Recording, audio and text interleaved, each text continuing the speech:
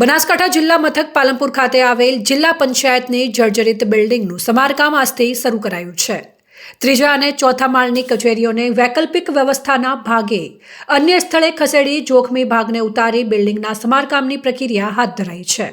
અંદાજિત 45 વર્ષ જૂની આ બિલ્ડિંગમાં અનેક મહત્વની કચેરીઓ આવેલી છે, પરંતુ છેલ્લા કેટલાક વર્ષોથી આ બિલ્ડિંગ અત્યંત જર્જરિત થઈ જવાથી વારંવાર બિલ્ડિંગના પોપડા ખરી પડે છે, જેના લીધે કર્મચારીઓ અને અરજદારના જીવ પર જોખમ રહે છે।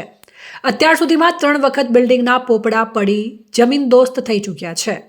છતમાં ખિલાસરીઓ સ્પષ્ટ દેખાય છે। થોડા દિવસો અગાઉ પણ આવી જ ઘટના ઘટી હતી, ત્યારે હવે મોડે તંત્ર જાગ્યું છે અને ત્રીજા અને ચોથા માળની મોટાભાગની કચેરીઓને અન્ય જગ્યાએ ખસેડી સમારકામ શરૂ કરાયું છે। જો કે સૂત્રો પાસેથી મળતી માહિતી મુજબ ત્રીજા અને ચોથા માળની હજુ કેટલીક કચેરીઓ શિફ્ટ કરાઈ નથી, જેને લીધે આ કચેરીના કર્મચારીઓ આજે શુક્રવારે પણ ભયના માહોલ હેઠળ પોતાની ફરજ નિષ્ઠા નિભાવવા મજબૂર બન્યા છે।